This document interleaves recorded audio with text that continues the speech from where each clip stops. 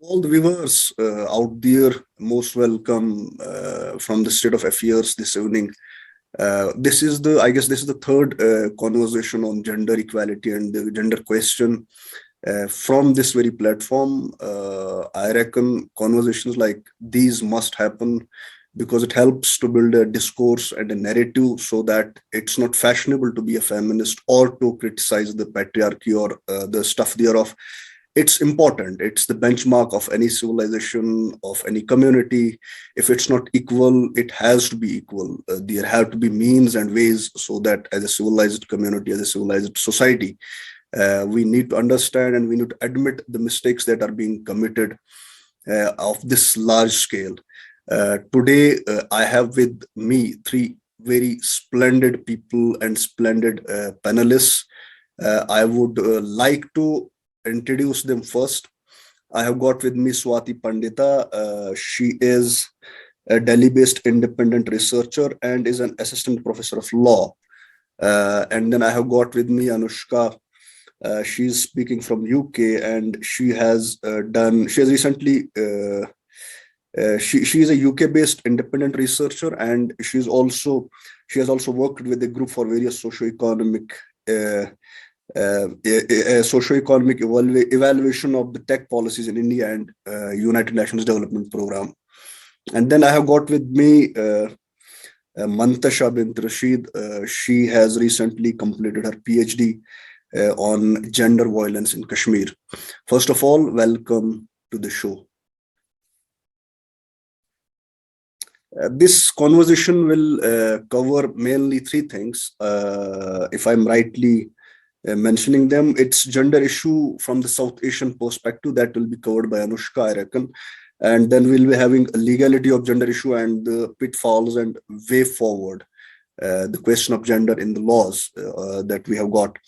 And Mantasha will be covering largely the issue of gender-based violence in Kashmir.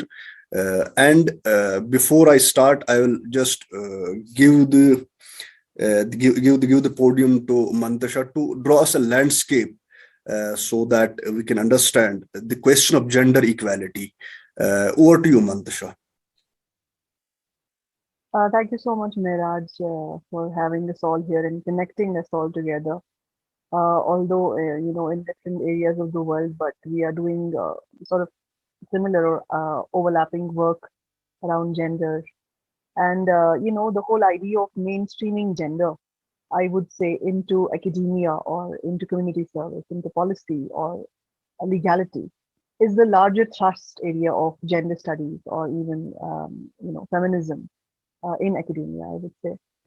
It is the feminists, across the world who started from activism, from demanding the right to work, from demanding right to vote, to actually understanding and bringing this light on the idea of subordination of women, how women in all walks of life, be it social, political, economic, or even psychological, areas of life were treated as subordinated, inferior, or even infantilized. And at the same time, how various fields of knowledge or academics are constructed in such a manner that women are kept out. The ideas of gender are kept out. They are not seen as valid tools of analysis. They are not seen as approach world from an ungendered perspective, from an ungendered lens.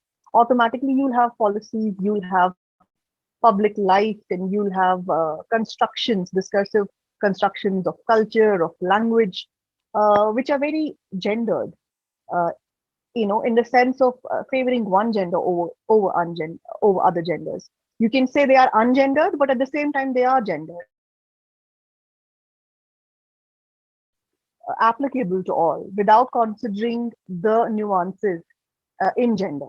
And this whole idea of gender binary needs to be challenged, and that is what feminists have been doing. That is what gender studies has been doing overall. And gender studies in itself is a very huge area of research, study, policy.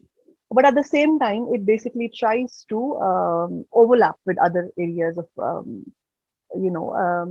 policy, community work, as well as research in order to create a space for gender. So the larger goal is that issues of women, which are there because of their gender identity, need to be visible. They need to be mainstreamed. Women need to be empowered. They need to be on the table where decisions are made. And it's not just about women, because gender is a very a vast area. I don't really want to say that gender is equivalent to women, or I don't want to conflate whole gender question with women. Women is just one of the major component in gender, and obviously there are other gender identities, gender minorities, which also need to be taken into account while devising any policy, any law, or any policy that is relevant. Because Foucault says knowledge is power. And when you construct knowledge from a very ungendered perspective, then you're keeping out at least most of the population of the world, which is not male, if I say it crudely. So this is how feminism and gender studies approaches gender in socio, political, economic spheres of life, as well as knowledge construction, which is academia. And largely because Mehraj, you've asked me to speak about violence against women, and my research is about violence against women, whether it's political or it's personal. In fact, the whole idea, the whole binary of political and personal is challenged in feminism in gender studies, as is the idea of rationality and emotion, as is the idea of male and female. So these binaries we have to sort of do away with, because the post-structural and the post-colonial idea of seeing the whole world in black and white, this or that, is problematic, as I'll elaborate later. I think I'll let someone else speak if this is enough, Miraj, to begin with.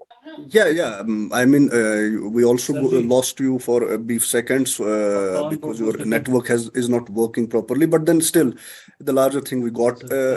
See, I have an observation about this thing that there are issues we need to iron out, because it's not only in the narrative building that we have to understand the nuances that are in it. Anushka, I would like to rush down to you. What are the issues that you, as a person, as an independent researcher, are looking at when it comes to South Asian context? See, there aren't any workable models. Yes, there are some schemes that help at the education level or at the employment level that governments are undertaking or considering seriously. But then the gender equality question still is haunting us on in our face. And it I was recently going through a paper. It was talking about the feminist foreign policy and the problems that stem out of this gender inequality, and the dividends it could have paid instead if gender equality was mitigated at the right time. Back in 1990s, the data was suggesting like that. It is in trillions. I mean, still we have not any legal structure that would be solid enough, or that would be, sufficient enough to actually negotiate and narrow down this gap. Or we have still not any workable mechanism or working mechanism across the world. I mean, people are talking about Sweden or Scandinavian countries, or for that matter, US, France, or some other country. But there are not workable or working models that we can consider. You can just delve on this question when it comes to South Asian problem of gender equality. Over to you, Anushka. I think, as Mantasha pointed out in one of their, lines where they say that post-colonial approach. So I think when you talk about gender perspective in South Asia, one of the things that we as South Asians need to understand is that our reality is much more diverse and much more, it's much more complex than the world out there, because South Asian population is so huge that we have so many caste, class, gender, and other ethnic minorities. I mean, if you look at gender in South Asia, then we were the first ones who defined gender in terms of non-binary approaches. Even our languages, we, like, if you just look at one of the examples, let's say Hindi. Hindi in itself identifies gender in terms of three genders. It has striling, it has pulling, and then it has napunsakling, right? So in South Asian perspective, our definition of gender is very different. How our definition of gender became so binary was after the colonial era, like during the colonial era, if I have to say. So first thing that we as South Asians need to approach towards gender equality and understanding gender is to decolonize our understanding of gender. We need to go back to our roots of how we used to define gender, because in South Asia itself, we had one of the biggest population of the trans community, right? The trans issue and the homosexuality, it's not something foreign to us. It has been there in our culture, in our history for centuries. Even if you look at one of the, the biggest religion which is followed in South Asia, if you look at Hinduism, even Hinduism have had, instances of trans identities and homosexuality. So why are we considering these gender identities as foreign identities? These are very much South Asian as much as we are. So the first approach when we talk about gender in South Asia is that there is a very deep need of how we used to understand gender. And as Mantasha also pointed out, we need to decolonize ourselves on these binaries and understanding, right?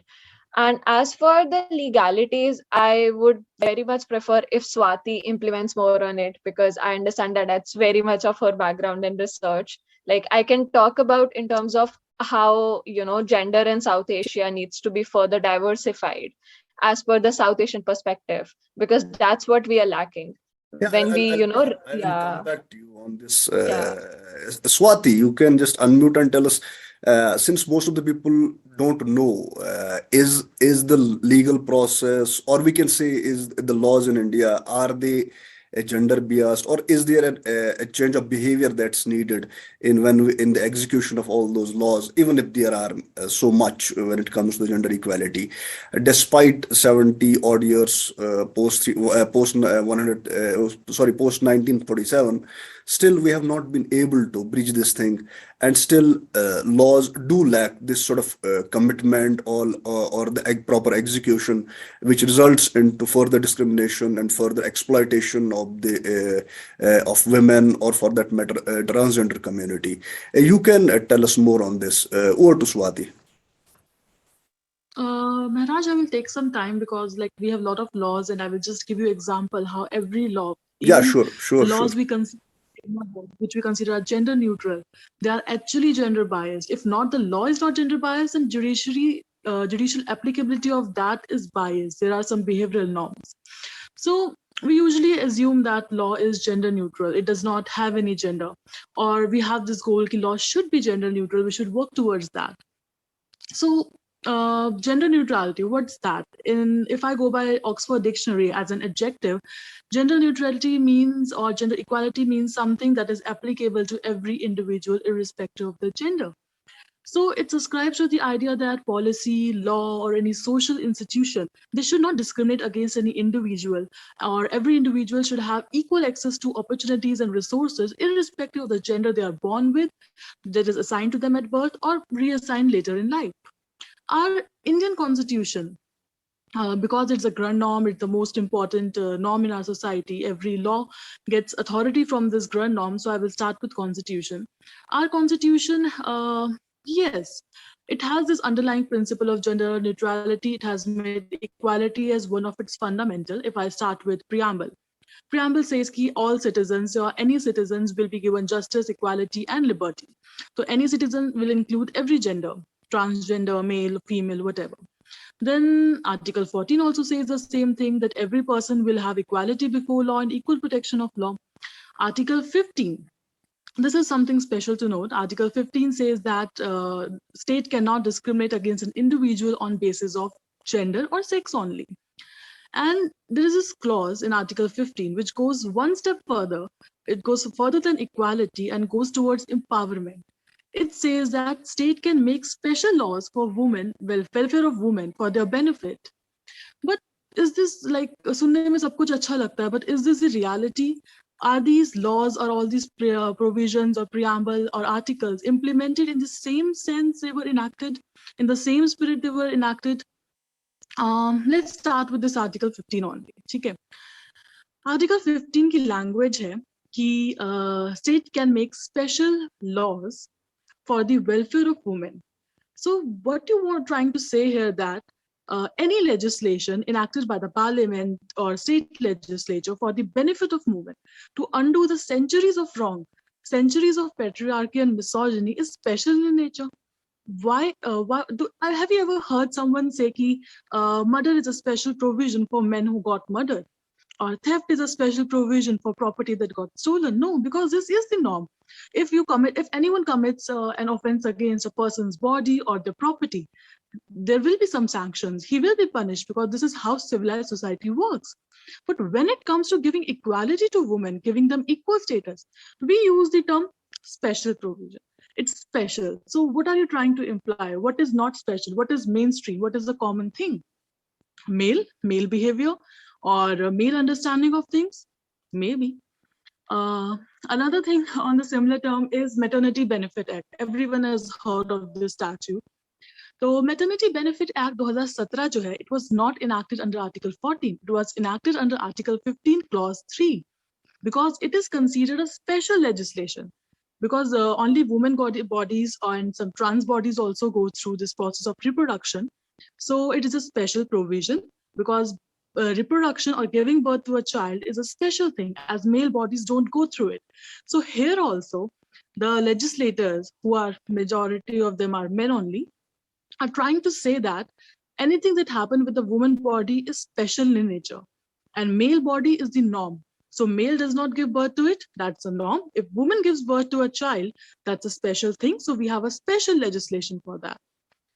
So this is our constitution. Then GST. सुनने में लगता है कि GST is about what? It's about taxation, right? इसमें क्या gender का issue हो सकता है? So GST का issue पहले क्या था? Before GST came into existence, what we had was कि जो sanitary napkins थे, they were taxed as a luxury item at 12%, as high as 12%. Sex is a biological thing, it's a human need, and we need to control our population also. So we provide contraceptives free of cost at every sarkari haspatal. Menstruation is also a biological process. It does not happen to men, it happens to women and trans people, but yes, it is a very normal process, it's a biological process. But sanitary napkins were taxed as luxury goods, not essential goods. A lot of protests happened. Feminist organization came forward, they approached the government and other think tanks, and they said, put them in the category of essential goods. ठीक है, government did that. But उसके बाद से जब से GST आया है, तब से भी if any woman must have noticed, किसी भी brand ने price कम नहीं किया sanitary napkins का. Why so? जबकि tax essential में तो tax कम लगता है, तो price भी कम होना चाहिए, selling price. The reason is government increased the tax on the raw material which are used to make a sanitary napkin. For example, wood pulp जो है, it is taxed at 12%, paper and cotton yarn at 5%. Then we have polythene sheets. They were used to be taxed at 12%. The tax increased after GST Act to 18%. Adhesive are taxed at 18%. So because of this high price of sanitary napkins, they are still inaccessible to many rural women or marginalized women living in urban areas. So this shows the indifference of our legislators towards the issues of women, their health, their safety. One more thing in 2017, abhi menstruation se yaad aaya, there was this Congress MP from Northeast. He wanted to introduce a bill. He introduced it as a private member, menstruation benefit bill, which proposed that women will be getting in public sector or private sector, women will be getting 2 days of leave because they menstruate, and women, it's difficult. Some have cramps, some have PCOS, some have PCOD, and it makes it very difficult to work or commute. So we will give them 2 days of leave. Our legislator, honorable legislator who sit in the parliament, who are representative of people who include trans and women also, said that it's not required. Why it's not required? Because they already get medical leave. So this is their mindset. This is the logic they gave in parliament, which is very shocking. But there is one more thing that's even shocking, more shocking than that. कि बिहार में since 1992 government job में women को छुट्टी मिलती है for menstruation. Apart medical leave तो है ही उनकी, उसके अलावा भी दे गेट पीरियड लीव, जिसे हम कहते हैं कि पीरियड्स आए हैं तो they will be given 2 days of. And Bihar, which ranks the lowest among any development index in the country, has this very feminist provision going on since 1992. तो ये भी एक चीज है. उसके बाद सक्सेशन लॉज. ठीक है, I mean the list is long, please be थोड़ा सा patient because law is like huge pile of statutes, so I will pick 5-6 and then I will end wrap up. तो we have this succession act. तो जितने भी हमारे inheritance laws हैं, inheritance के laws हैं, they are derived from a religion or their customary law, and there is one thing common in every religion: patriarchy, misogyny.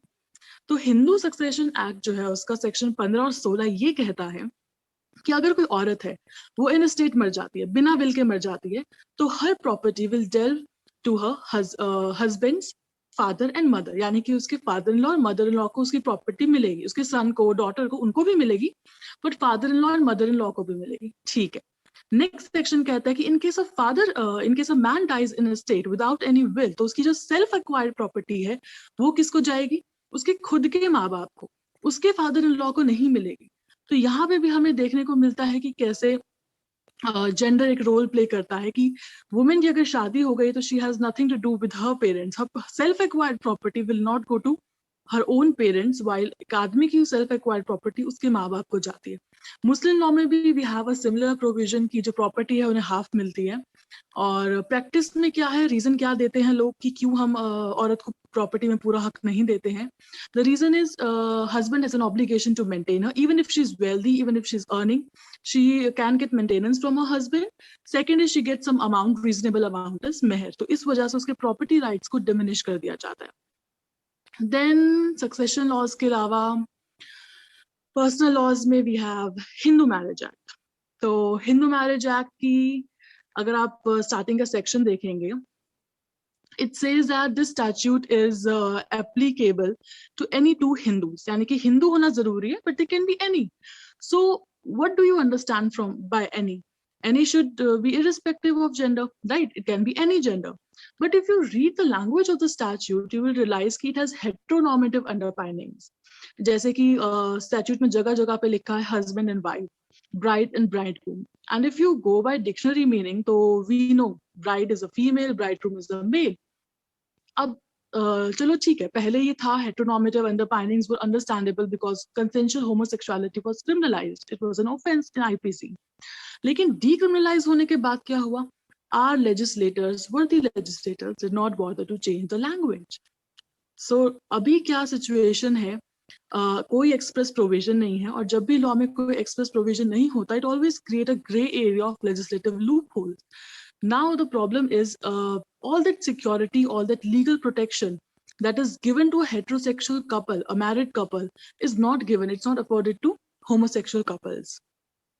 लेकिन उसके बाद जुडिशरी, जुडिशियल एक्टिविज्म, उसका थोड़ा फर्क पड़ता है. नवतेज जौहर और शक्ति वाहिनी, ये दो केस है. अगर हम उनकी कोलैबोरेटिव रीडिंग करते हैं तो जुडिशरी इस कंक्लूजन पे पहुंचती है, वो एक कंस्ट्रक्ट करते हैं कि हिंदू मैरिज एक्ट में नहीं हो सकती मैरिज, लेकिन जो आपका स्पेशल मैरिज एक्ट है which is secular in nature, उसके अंदर हम करवा सकते हैं शादी होमोसेक्सुअल कपल की, और एफिडेविट वगैरह उन्हें साइन करनी होती है.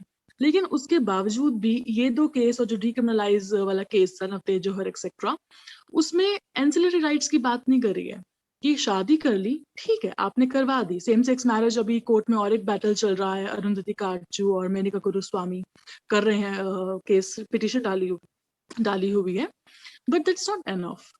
ठीक है, एंसिलरी राइट्स भी आपको चाहिए कि मेंटेनेंस का राइट, अगर आपका वर्कर कंपनसेशन है तो वो किसको जाएगी, bank accounts, joint bank accounts हो गए, आपके एम्प्लॉय प्रोविडेंट फंड स्कीम हो गई, उन पे लॉ बिल्कुल साइलेंट. और जब आप साइलेंट होते हो तो always it it goes against the victim, it disfavours them. तो ये भी एक चीज हो गई. उसके अलावा लेबर लॉज, तो हमारे जो लेबर लॉज हैं दे आर कंसीडर्ड लाइक बहुत अच्छे से बनाए हैं, they are very well codified, काफी लिबरल हैं. पर हमारे जो लेबर लॉज उनका सबसे बड़ा ड्रॉबैक है कि they are applicable on to the formal sector. तो इनफॉर्मल सेक्टर या जो कॉन्ट्रैक्ट लेबर में औरतें हैं, जो 96% majority of them are women only who work in informal sector, वो इस लेबर लॉ की एम्बिट में नहीं आती है। जो सोशल सिक्योरिटी किसी फॉर्मल सेक्टर में काम करने वाले व्यक्ति को मिलती है, वो उन औरतों को नहीं मिलती जो मेजॉरिटी मार्जिनलाइज होती है because of their economic status, because of their caste और just because of their gender. तो ये एक प्रॉब्लम है। दूसरा मुद्दा है POSH, prevention of sexual harassment at work place. एक केस लॉ के बाद ये एक्ट बनाया गया, बहुत ज्यादा पुराना नहीं है, इट्स बिट रिसेंट ओनली।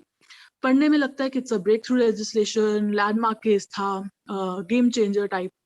लेकिन जब आप इस एक्ट को पढ़ोगे तो you will realise there is one provision which says that कि in case it is proved sexual harassment का allegation लगता है and it is proved in front of the committee कि sexual harassment हुआ है, तो compensation कौन देता है? जो accused है, जो offender है, उसकी salary से compensation निकलता है। So employer has no liability. जब employer की कोई liability नहीं है, especially pecuniary liability, तो why will he be eager to implement this statute? Why he will be eager to ensure that there is no sexual harassment happening at his place, his workplace, his office? दूसरा एक problematic provision है कि ये कहते हैं कि अगर आप प्रूव नहीं कर पाए, आप फॉल्स कंप्लेंट फाइल करते हो अपने किसी मेल एम्प्लॉय के अगेंस्ट, या मालिशियस प्रोसिक्यूशन के लिए आप चाहते हो, मालिशियस कंप्लेंट, मालाफाइड इंटेंशन से आप कंप्लेंट फाइल करते हो, तो you will be penalised. Okay, you can be terminated और fine can be imposed on you. तो दिक्कत ये है कि it basically deters women from filing complaints. As we all know, sexual harassment does not happen in front of 50 people. Sometimes it does, but most of the time it doesn't. It happens behind closed doors. And sometimes the victim might not have tangible evidence. So what is she supposed to do in this case? If she files a complaint and she's not able to prove beyond reasonable doubt, the accused, the offender, can file a reverse complaint against her and say that she filed a complaint with malicious intention. So please now take action against her, terminate her, or impose a fine or liability. Right, so this is another problematic provision. उसके अलावा this is something very surreal. Many people don't believe that कि ये provision अभी भी valid है in 21st century. We have Factories Act. Factories Act clearly says that a woman, adult woman, I'm not talking about child or child labor, an adult woman cannot clean, cannot lubricate, cannot stand near a heavy machinery while it is in motion. You cannot stand near a cotton opener while it is in motion, it's going, because they are all are heavy machinery and there is a danger of life. Also, one very arbitrary provision, state can make any law if it thinks fit that can prohibit women from working in manufacturing department, in operations department, if there is a danger of disease or a threat to bodily injury, grave body injury or poisoning. Now my question is, does disease happen only to women? Poisoning will happen only to women, or there's a grave body injury to women only? No, it's for men also, and the liability is on the employer to ensure that chances of poisoning or body injury are reduced by giving safety equipments, proper training, right?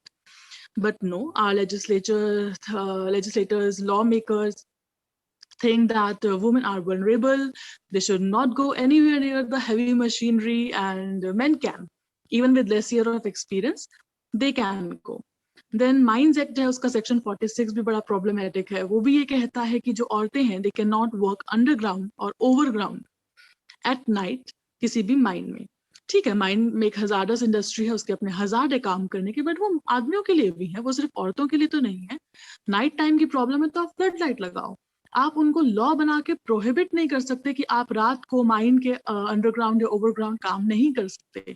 You are basically violating the right to livelihood, right to work, but and these provision are still very much enforced. और ये हमारे legislators का again mindset दिखाते हैं, law हमारा जो है वो कितना बायस्ड है अगेंस्ट वुमेन। उसके बाद वी हैव अब मैं दोबारा से आऊंगी मैटरनिटी एक्ट पे। मैटरनिटी एक्ट अच्छा प्रोविजन है, काफी सही चीजें हैं उसके अंदर है, I am not denying that. उनमें से एक प्रोविजन कहता है कि अगर आप बायोलॉजिकल मदर हो आपको 6 महीने की लीव मिलेगी। अगर आप बायोलॉजिकल मदर नहीं भी हो, आप सरोगेट मदर हो, यानी कि you do not undergo surgery, you do not undergo pregnancy, the natural process of it, then also you will get 6 months of leave. But no such provision is made for men. There is no provision for parental leave or father ki leave. Right. So what the law here is trying to say is कि it's only the responsibility of the woman to take care of the child, to bring him up. Even if she did not give him birth, there is no question of breastfeeding, there is no question of bed rest after a cesarean operation. She can get to stay at home, she will get the relief, but the father will not. Because what role he has to play in the upbringing. So, law here is, although it's a very nice act, beautiful act, very good provisions, it protects the right of women, but it kind of imposes a gender role we have in society.